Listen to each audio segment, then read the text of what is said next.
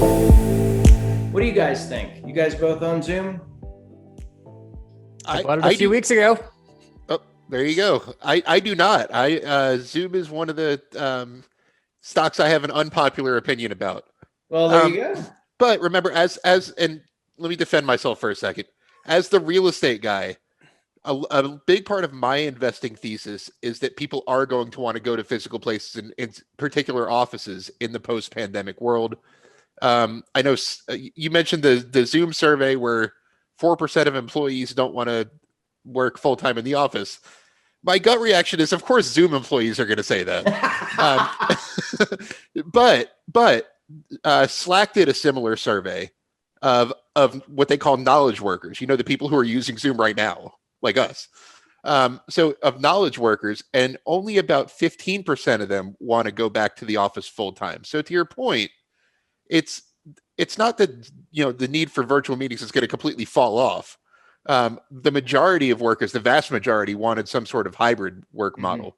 Now, what that actually looks like will depend on the company.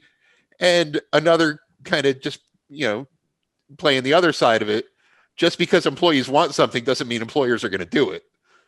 But having said that, I do think Zoom is here to stay.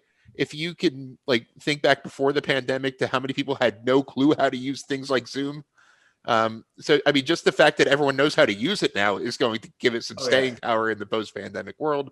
And I mean, if it continues to fall, I would have to take a serious look at it. All right. So there's my kind of... We're going to put a pin in that, Matt Frankel, and come back a year from now and see where we're at. One thing I will say, Brian, is you mentioned the security issues before. We did an interview on Fool Live with Beth Kindig, who's a technology expert in person.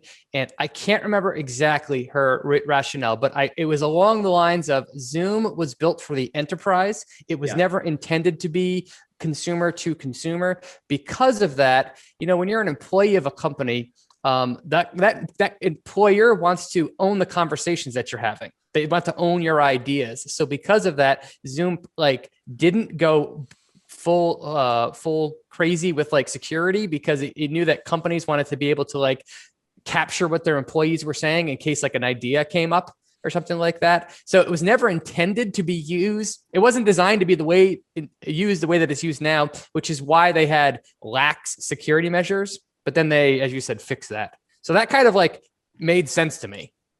Yeah. I mean, it was originally they were selling to businesses, and Eric Yuan never intended to get into the consumer market, and then bam, you know, oops. Wow. Everybody on earth needs to use your product now.